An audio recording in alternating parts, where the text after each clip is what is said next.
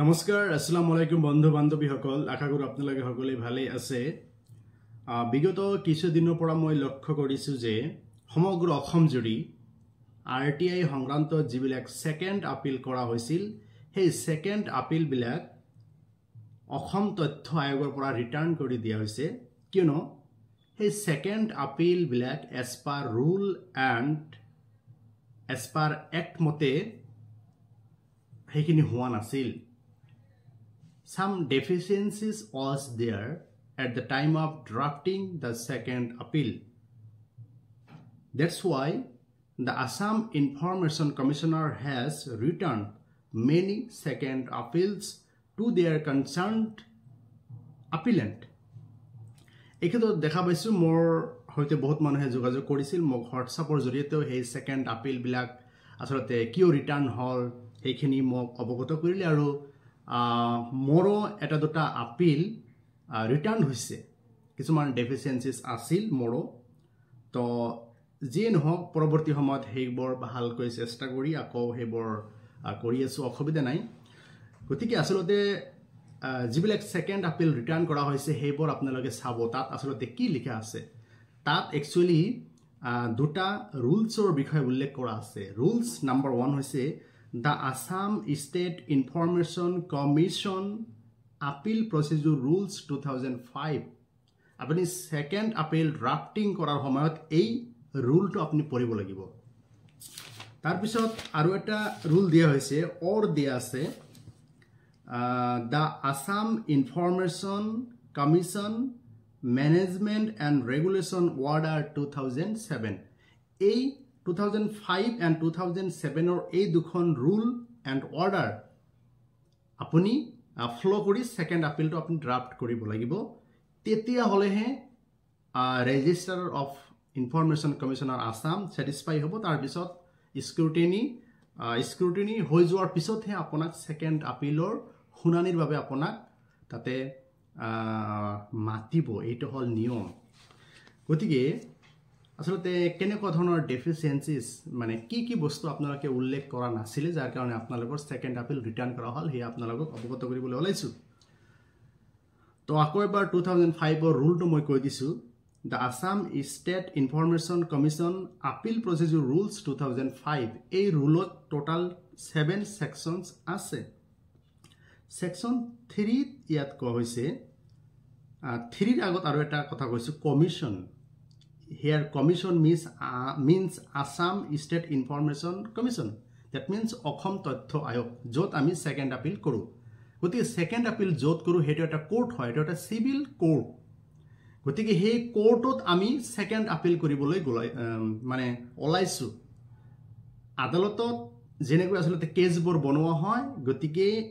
Assam State Information Commissioner tateu second আপিলটো as like এস কেছৰ দৰে বনাব লাগে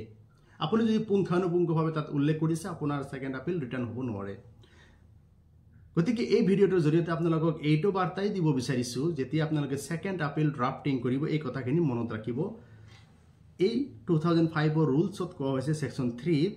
কন্টেন্টস অফ আপিল আপোনাৰ আপিলটোত আসলতে কি থাকিব লাগিব number 1 name and address of the আপিলেন্ট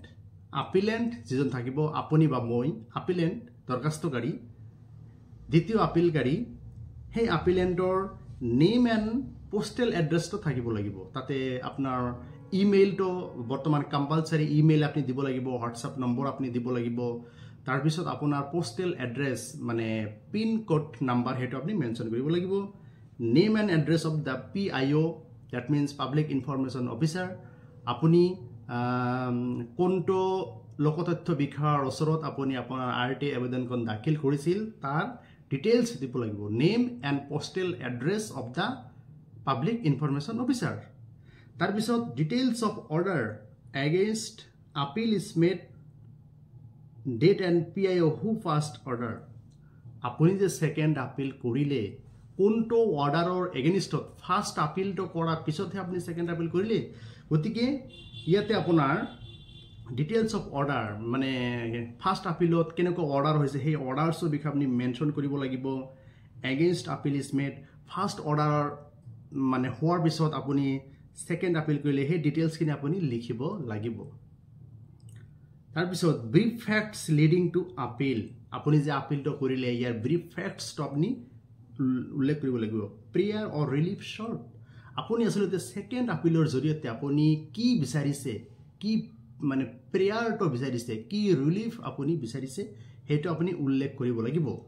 আপুনি তথ্য বিচাৰিছে নে আপুনি আসলে অভিযোগ দিছে আপুনি লোকতথ্য বিষয়ৰ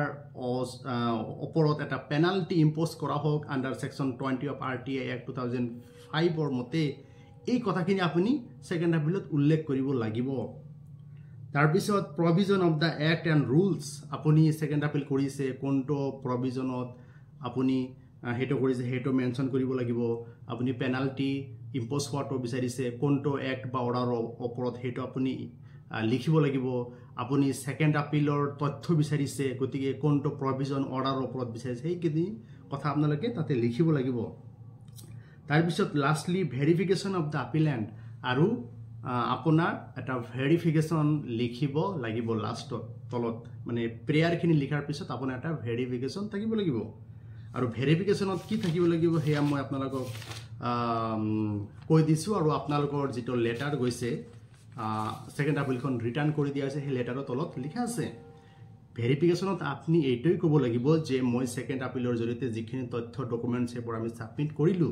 আৰু এই সেকেন্ড আপিল সংক্ৰান্তত এই বিষয় সংক্ৰান্তত মই কোনো ধৰণৰ কেস মকৰ্দমা কোনো আদালত বা ট্ৰাইব্যুনেল বা অন্য কোনো বিষয়ৰ ওচৰত এই মেটাৰটো পেন্ডিং নাই এই কথাখিনি আপুনি ভেৰিফিকেশনত উল্লেখ কৰিব লাগিব তাৰপিছত ডেট এণ্ড প্লেস আপুনি উল্লেখ কৰিব লাগিব আপোনাৰ সিগনেচাৰ থাকিব লাগিব self attested of documents list of documents আপুনি দিব লাগিব তাত আপুনি সেলফ এটেস্টেড কৰিব লাগিব আৰু আপুনি যে RTI তো কৰিছিল তাতে ডেলিভাৰি হল নে নাই ইয়াৰ কি ডিটেইলছ মানে প্ৰুফ আপুনি দিব লাগিব এইখিনি আছিল আপোনাৰ 2005 ৰুলছৰ কথা তাৰপিছত সেকশন 4 ত ইয়াত কোৱা আছে ডকুমেন্টস উইথ আপিল আপুনি আপিলৰ লগত কি কি ডকুমেন্টস আপুনি ইনক্লোজাৰ অথবা এনেক্সাৰ হিচাপে দিছে সেইখিনি আপুনি তাতে দিব লাগিব গতিকে এইখিনি দিয়াৰ পিছতহে an index of the documents আৰু documents এটা লিষ্ট দিব লাগিব এইখিনি দিয়াৰ পিছতহে আপোনাৰ আপিলটো পুংখানুপুংখভাৱে হৈ গল তেতিয়া হলে হ'ব আৰু তাৰ পিছত এটা বস্তু আপোনালোকে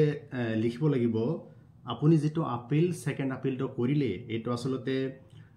সেকেন্ড আপিল অৰ কমপ্লেইন্ট আপুনি কমপ্লেইন্ট কৰিলে অৰ সেকেন্ড আপিল কৰিলে আৰু ইয়াৰ ধাৰা বা সেকশন বোৰ আপুনি মেনশন কৰিব লাগিব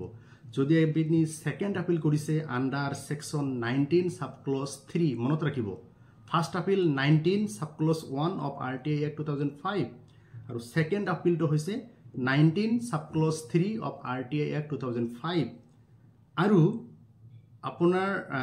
সেকেন্ড আপিল নকৰিও আপুনি কিন্তু কমপ্লেইন্ট কৰিব পাৰে complaint under section 18 sub clause 1 গতিকে আপুনি অসম তথ্য আয়োগত আসলতে কোনটো কৰিছে কমপ্লেইন কৰিছে অৰ সেকেন্ড আপিল কৰিছে এই কথাখিনি আপুনি লিখিব লাগিব অৰ্ডাৰ এণ্ড সেকশনবোৰ আপুনি মেনশন কৰিব লাগিব এনেকৈ যদি আপুনি সেকেন্ড আপিল কৰে অসম তথ্য আয়োগৰ ওপৰত তেতিয়া হলে আপোনাৰ